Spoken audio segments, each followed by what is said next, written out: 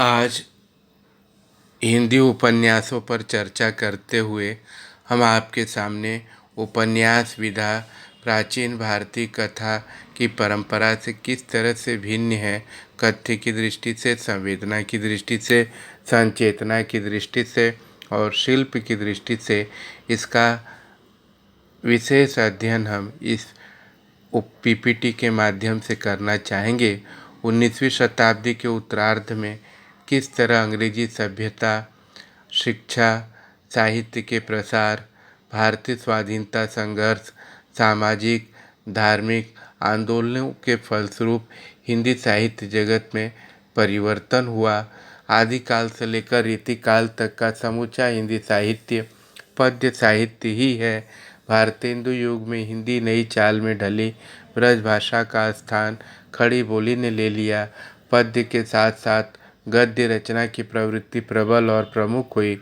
आचार्य रामचंद्र शुक्ल ने हिंदी साहित्य के आधुनिक काल को गद्य काल की संज्ञा से अभिप्रेत किया। साहित्य के भीतर जितनी अनेक रूपता का विकास हुआ है, उतनी अनेक रूपता का विधान कभी नहीं हुआ था। जैसा कि हम सब जानते हैं कि आधुनिक काल में सशक्त विचाराभिव्यक्ति हेतु गद्य के अनेक रूप विकसित हुए हैं, जिसमें कहानी, उपन्यास, नाटक, निबंध, आत्मकथा, रेखाचित्र, आलोचना जैसी विधाएं काफ़ी आज लोकप्रिय हो रही हैं। हिंदी उपन्यास लेखन की परंपरा का श्री गणेश भारतेंदु युग से ही माना जाता है। तब से बराबर उन्नति करती हुई उपन्यास विधा समकालीन हिंदी साहित्य की महत्वपूर्ण विधा के रूप में प्रतिष्ठित है।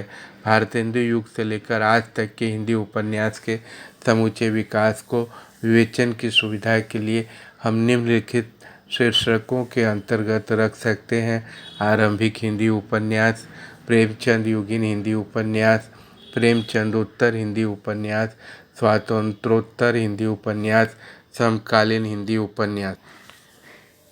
प्रस्तुत पीपीटी के माध्यम से हिंदी उपन्यास के विकास क्रम को भली भांति समझा जा सकता है कि प्रेमचंद की लेखनी में वह कौन सा दमखम था कि जो न केवल भारतीय बल्कि विश्व साहित्य में आज प्रेमचंद जो है महान कथाकार के रूप में जाने जाते हैं।